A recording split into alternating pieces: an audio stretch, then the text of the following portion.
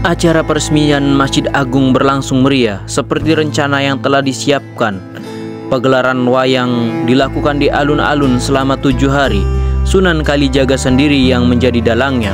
Kreativitas Sunan Kalijaga tidak berhenti pada penciptaan bentuk dan cerita wayang saja.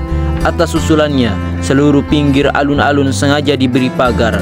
Tidak ada yang bisa memasuki alun-alun kecuali melalui sebuah pintu-pintu yang telah ditetapkan. Berduyun-duyun orang datang, bergerombol di depan pintu masuk. Mereka hendak masuk ke dalam pagar alun-alun guna menyaksikan pertunjukan wayang. Rupanya tidak semudah itu orang-orang masuk. Mereka harus berhadapan dulu dengan beberapa penjaga yang berdiri di depan gerbang. "Nanti dulu sanak kandungku, untuk bisa masuk ke dalam ada syaratnya," kata penjaga. "Syaratnya apa, Kang?" tanya mereka. Sementara itu, lantunan tembang gubahan Sunan Kalijaga mengalun keluar dari lisan beberapa perempuan yang duduk berjejer di dekat mereka. Mereka terbagi menjadi 2 kolom paduan suara, berlagu saling bersahutan. Itu adalah sanapa, sebuah kata-kata bermakna simbol untuk mengajak sembahyang. Di dekat para biduan itu juga telah tersedia sebuah tong air besar sebagai penjabaran praktik dari lagu yang mereka tembangkan. "Apa itu, Kang?" tanya seorang warga yang penasaran. "Entahlah, tidak tahu," jawab yang lain. "Ayo kita membasuh muka pakai air itu." "Tidak boleh, harus lewat penjaga yang itu dulu."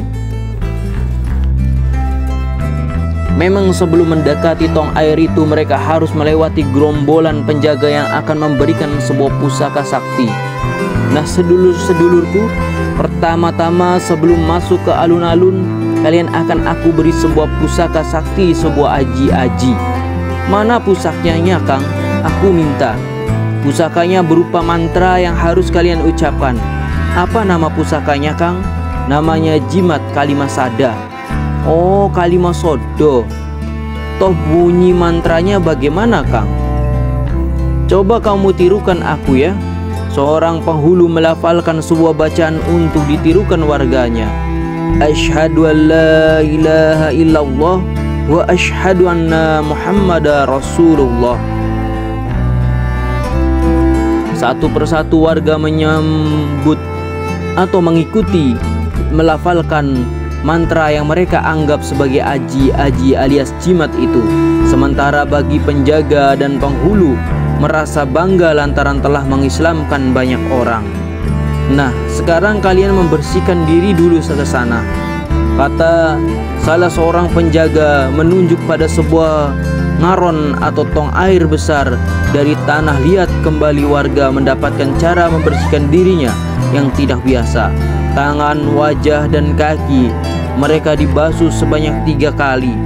"Ini namanya wudhu," kata sang penjaga yang membimbing cara membersihkan diri yang dinamakan wudhu. Tujuannya agar kita menjadi bersih jiwa dan raga, agar jimat Kalimasada yang kita miliki tadi tidak luntur. Orang-orang hanya mengangguk, mengiyakan apa yang mereka dengar itu.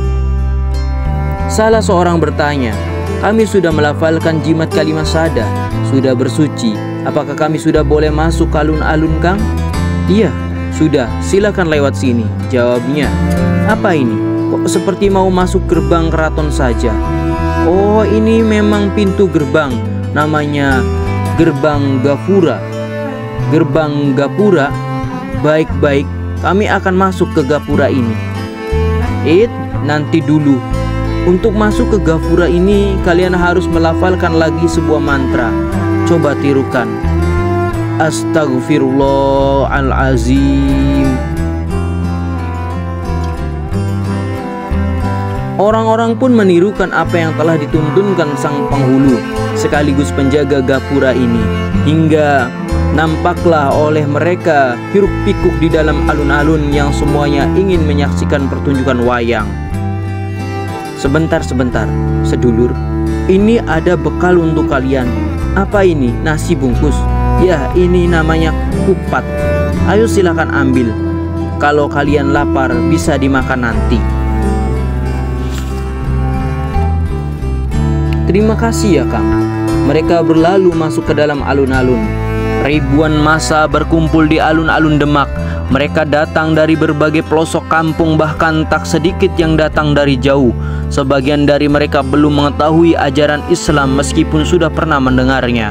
Dan ini benar-benar dimanfaatkan oleh Sunan Kalijaga. Ia membuat serangkaian simbol untuk menarik minat mereka, yakni dengan pemberian jimat kalimat sada atau 2 kalimat syahadat dan memasuki gapura atau gerbang pengampunan. Inilah bentuk pengislaman oleh Kanjeng Sunan Kalijaga. Dan sebelum pulang, warga diminta untuk mendengar tembang yang bermakna ajakan untuk mengerjakan sembahyang. Setiap ketua kampung yang datang dalam pertunjukan wayang itu diharuskan menghafalkan lagu tersebut, disuruh merasapinya. Sedulurku semua, kata Sunan Kalijaga memberikan penjabaran makna tembang itu. Dayuh yang sudah datang itu adalah sembahyang, namanya sholat. Kita harus menggelar kelasa atau tikar untuk menunaikan sembahyang. Artinya kita harus bersiap-siap menyambutnya. Caranya ya dengan berwudu atau menyucikan diri. Kalau itu kita belum sembahyang, itu sama saja tikar kita masih kotor. Makanya kita harus tunaikan sembahyang itu. Mengerti sedulurku semua? Mengerti Kanjeng? Maaf Kanjeng, tanya salah seorang yang ingin tahu. Iya, ada apa? Sunan Kalijaga mempersilahkan. Dalam tembang disebutkan kalau jadahnya atau bau busuk dikasihkan sama asu saja. Apa maknanya Kanjeng? Begini Kang, Sunan Kalijaga menjabarkan, asu itu binatang yang najis. Dagingnya tidak boleh dimakan.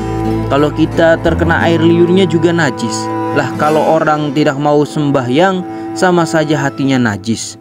Terus sama saja dia dengan asu, salah orang itu. Hahaha. Sudah. Sunan Kalijaga tersenyum. Maksud saya orang-orang yang tidak melakukan sembahyang itu berarti hatinya najis, bukan berarti dia sama dengan asu. Kalian tidak boleh berkata seperti itu. Paham? Paham Kanjeng Sunan. Acara pertunjukan wayang digelar malam hari 7 hari berturut-turut, sementara pada esok harinya ditampilkan tembang-tembang salawatan yang telah digubah dalam bahasa Jawa. Salah satu tembang yang sangat diminati masyarakat adalah tembang Tambi Ati yang digubah oleh Sunan Bonang, hasil modifikasi dari lagu salawatan dari tanah Arab. Begitu santri melantunkannya, di atas panggung serempak semua yang ada di alun-alun ikut bernyanyi. Suasana meriah berlangsung selama 7 hari yang sengaja diberangkan dengan peringatan Maulid Nabi atau peringatan hari kelahiran Nabi Muhammad SAW. Ini adalah tradisi Tuhan yang tahunan yang selalu disambut meriah hingga orang-orang menyambutnya pesta gerbagan atau pesta keramaian. Begitulah kurang lebihnya bagaimana Wali Songo mengislamkan Nusantara dengan secara massal dalam sejarah, sehingga banyak sekali leluhur-leluhur kita yang masuk agama Islam tanpa paksaan dan dengan kemauannya sendiri, sehingga ajaran Islam sampai menyebar luas dengan saat ini. Semoga kita semua dirahmati oleh Allah Subhanahu wa Ta'ala, dan keimanan dan keislaman kita tidak pernah luntur sampai akhir zaman, dan kita selalu mengingat kepada Allah Subhanahu wa Ta'ala.